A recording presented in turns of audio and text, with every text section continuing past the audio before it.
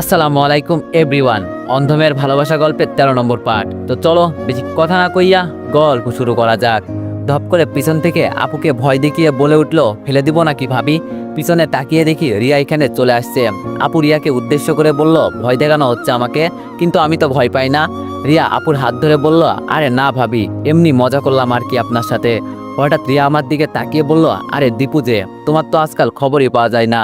মাঝে মাঝে বুঝি না তুমি আমার বডিগার্ড নাকি অন্য কারো। সেই আত্ম থেকে একদিন আমার সাথে ছিলে, আর তো চোখেই দেখলাম না। তোমার শরীরে এত আঘাত কেন? কিভাবে কি হয়েছে?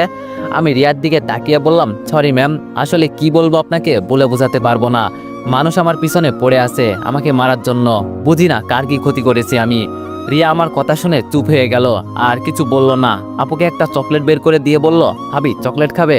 আপু খুশি মনে চকলেট হাতে নিয়ে বলল, কি ব্যাপার রিয়া, আজকে তোমাকে অনেক খুশি খুশি লাগছে, আর হঠাৎ আমাকে চকলেট দিচ্ছ কেন? কোনো বিষয় আছে নাকি? রিয়া হাসি দিয়ে বলল, আসলে ভাবি হয়েছে কি, কালকে সাইমনের সাথে কক্সবাজারে ঘুরতে যাব, আর এর জন্য আমি অনেক খুশি।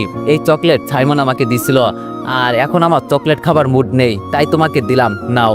আমি চোখ গরম করে আপুর দিকে তাকাতেই আপু চকলেট নিচে ফেলে দিয়ে ভয়ে ভয়ে আমার দিকে তাকিয়ে বলল, কি রে ভাই, তোর হঠাৎ কি হয়েছে? আমি আবার চুপ করে উপরের দিকে তাকিয়ে বললাম, কিছু না আপু। পাশ থেকে বন্যা আপুকে বলে উঠলো, আপু তুমি জানো না ওর মন খারাপ, তাও কেন এমন করছো? কেন মন খারাপ জানতে পারি? পাহাড়ের একেবারে কিনারায় যেতে যেতে রিয়া এই কথাটা বলল।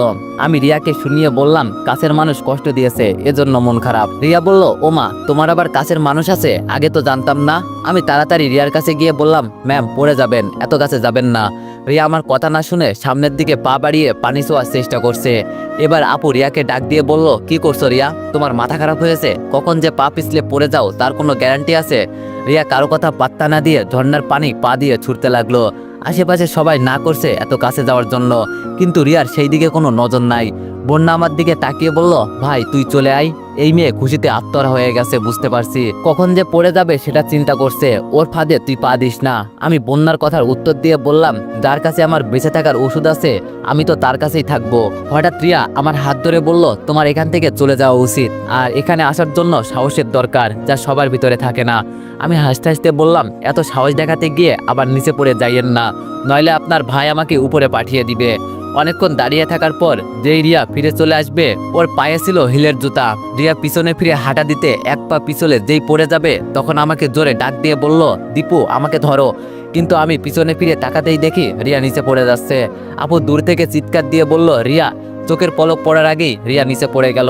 আমি আর দাঁড়িয়ে আছি কেন? যার জন্য আজও বেঁচে আছি তাকে ছাড়া আমি কিভাবে বেঁচে থাকবো, যে আমার সবকিছু। আমিও আর কোনো চিন্তা না করে লাভ দেওয়ার আগে আপুকে আর বন্যাকে উদ্দেশ্য করে বললাম, ভালো থাকিস, আর আমার জন্য এত চিন্তা করিস না। ওই বলছি না, রিয়া যেখানে আমিও সেখানে। হাত মিলিয়ে চোখ বন্ধ করে দিলাম এক লাফ। শুধু একটা শব্দ কানে ভাসলো, ভাই তুই এমনটা করিস না, আমার কসম লাগে তোর। তবে বন্যাকে দৌড় দিতে দেখলাম আমার দিকে, আর সেই সময়ে আপু ওকে পিছন থেকে আটকে দিল, যেন আমার মতো ভুল না করে। ঝর্ণার পানির দিয়ে এতটা স্পিড আমি আগে জানতাম না। মুহূর্তের মাঝেই এমন ভাবে নিয়ে যাচ্ছে, কি বলবো, নিজেকে আর ধরে রাখতে পারছি না যেন।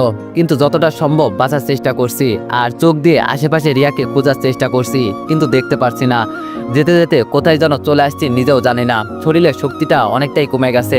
ঝর্ণার পানির কতও এখন তেমন নেই। তবে রিয়াকে দেখতে পারছি না। পানির মাঝে কান্না করার ইচ্ছা করছে, কিন্তু পারছি না। হঠাৎ আমার থেকে অনেকটা দূরে কিছু একটা দেখতে পেলাম। তাড়াতাড়ি তার কাছে যেতে লাগলাম। গিয়ে দেখি এটা আর কেউ না, রিয়া পানির উপরে ভেসে ভেসে চলছে। আমি কোনো কিছু চিন্তা না করে ওকে ধরে আশেপাশে তাকিয়ে দেখতে লাগলাম, কোথাও উঠে দাঁড়ানো যায় কিনা। অনেকক্ষণ ধরে রিয়া জ্ঞানহারা। ওর যদি কিছু হয় আমি শেষ। না না, ওর কিছু হতে দেওয়া যাবে না। ওই তো আমাদের সামনে আবার পাহাড়ের মতো কিছু দেখা যায়। রিয়াকে এক হাত দিয়ে টেনে টেনে সেখানে নিয়ে যাচ্ছি। আসলে আমার সাঁতার শিখা হয়েছে ছোট থাকতে। আম্মুর সাথে যখন গ্রামে যেতাম তখন সাঁতার শিখছি, আর আজকে সেটারই কাজে এলো। পাহাড়ের কিনারে এসে রিয়াকে নিয়ে উপরে উঠলাম। তাড়াতাড়ি ওকে নিচে রেখে পেট ঝাঁকিয়ে পানি বের করতে লাগলাম। পানি ঠিকই বের হচ্ছে, কিন্তু রিয়ার কোনো হুঁশ জ্ঞান আসছে না। যত সময় যাচ্ছে আমার বুকের কম্পন বেড়েই যাচ্ছে।